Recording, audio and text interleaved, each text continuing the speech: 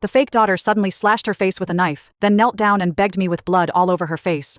Me, look, I've become so ugly now. Please don't let me sleep with those men anymore. Okay, I will listen to you and leave this house. I will never steal the love of Mom, Dad, and Reagan from you anymore. My parents and brother were shocked and furious as soon as they heard this. They announced in public that they would discipline me, me Muller, their real daughter and sister, and sent me to a training center. I was beaten with sticks, forced to eat stale food, and even subjected to more than a dozen coaches' rounds of discipline. A year later, my whole family remembered me. I knelt down with fear in my eyes and laid on the ground, imitating the barking of a dog skillfully. I know I'm wrong. Please punish your puppy gently. Just as I walked out of the training center with trembling legs, my brother leaned against the black car and stared at me. In this moment, I had already been washed up and changed back into the dress I was wearing when I came to the training center. There was no evidence of any abuse suffered over the year. They forced me to eat all kinds of weight-gaining agents in advance when they knew my family would pick me up. I also hired a special effects makeup artist to cover up all the scars on my body. Seeing that I still did not call him master, and still had the indifferent and unresponsive expression, my brother, Reagan Muller, frowned and grabbed my arm. What? You knew I was coming to pick you up, so you deliberately dawdled inside and made me wait for 2 hours? Me, are you still so arrogant? Haven't you stayed in the training center long enough? Seeing his angry face and listening to the threats in his words, my pupils suddenly shrank, and I reflexively withdrew my arm, my face pale. I knelt at my brother's feet with a thud. I started trembling and begging for mercy. I'm sorry, master. I made you unhappy. Your shoes are dirty again. I'll lick them clean for you. I crawled to his shoes on my knees, and numbly stuck out my tongue to lick them. Reagan suddenly jerked his foot away and took a step back, staring at me in disgust. Me, are you sick? His gaze was frightening like a cold-blooded venomous snake, making me tremble all over. I recalled the dark experience of being locked up in the training center. It meant he was going to punish me, the naughty puppy. I instinctively lifted up my skirt. I even barked like a dog. Master, don't be angry. I will be good and obedient. I know I'm wrong. Please punish your puppy gently. Reagan was shocked. He squatted down and grabbed my hand. He violently pulled me up from the ground. Me Muller, are you still dissatisfied? That's why you're being so sarcastic and trying to provoke me? I was shivering and tears were welling up in my eyes. Once I provoked others, what awaited me would be hellish torture. I'm sorry. Please don't hit me. I will be good and obedient. I admit my mistake. I was wrong. I shouldn't have hurt anyone. I do know I was wrong. In just a few seconds, he slapped me in the face. That's enough. Shut up. It was the first time he had hit me in 3 years. If it were in the past, I would definitely slap him back. He had no right to lift a finger against me, but now I just pulled my hand back in a daze and then slapped myself left and right with all my might. I bit my lips tightly until it bled, but I dared not make any sound. Seeing that I stopped talking, Reagan pulled me into the car. As soon as I got home and opened the door, an innocent figure threw herself into my arms.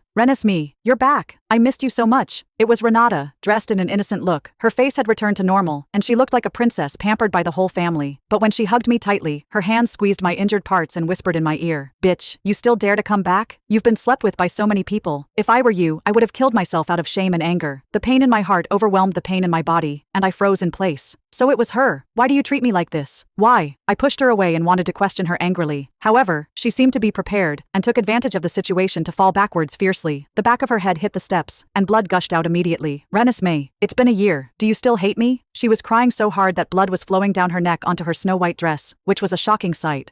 May, I knew you were just pretending. You're still so vicious. My brother kicked me away and carried Renata towards the living room. Renata leaned on his shoulder, raised her eyebrows and signaled me with her lips proudly. "I'll get you kicked out today." The next second, she let out a sobbing sound, attracting our parents. The three of them surrounded her with concern and began to apply medicine, until they heard Reagan say that it was me who caused Renata to be injured. My parents finally noticed me standing at the door. "Mom, Dad, don't blame Renesmee. Although she has good food and drink in the training center and learns the rules, she is not free after all. It is normal for her to feel resentful." Woo. Renata choked up and begged for mercy on my behalf, and my father's face was extremely ugly. He rushed towards me in anger and slapped me in the face. "Renesmee, have you learned all the rules in a year? Why are you still so vicious? You target your sister as soon as you come back." I was slapped so hard that my ears buzzed and I almost could not stand up. Hearing him say rules, I almost instinctively fell to my knees. I'm sorry. I was wrong. Don't punish me. I know I was wrong." My father did not seem to expect me to be like this. He was stunned. I knelt and apologized, but Reagan pulled me from the floor. "That's enough. Renesmee, stop acting. It's fine as long as you know your mistake. Today, our family has prepared a homecoming dinner for you. Let's have dinner first." At the dining table, my mother looked at me with heartache and said, "Renesmee, why have you lost so much weight?" I only dared to bury my head and eat the fries and salad in my plate. I turned a blind eye to the various delicacies in front of me. It was not that I did not want to eat. I dared not. In the past year, I had been barely surviving on eating rotten food. Due to my disobedience, I often had no food to eat and could only scoop the leftovers out of a bucket to eat. Once in a while, they threw chicken drumsticks under the table. I pounced on it like a wolf and tried to bite it, but I was pinned under the table. My limbs were tied to the table legs, and then I suffered the most painful humiliation in my life. From then on, I had learned. Delicious food did not come for free, it came at a painful price. So, I dared not. Seeing my trembling expression, my mother sighed and handed me a roasted chicken. My dear, this table is full of your favorite dishes, go ahead and eat. The moment I saw the roasted chicken, my eyes widened and my whole body trembled. I stood up reflexively, held my head and crawled under the table. I won't eat it, I won't eat it, please don't tie me up. My parents and brother were shocked. They crouched down and checked on me, who was trembling and muttering to myself. They froze. Renis me, are you doing it again? Come out. Reagan was the first to react. He reached out to grab me and drag me out. I shook off his hand and screamed desperately, I'm sorry,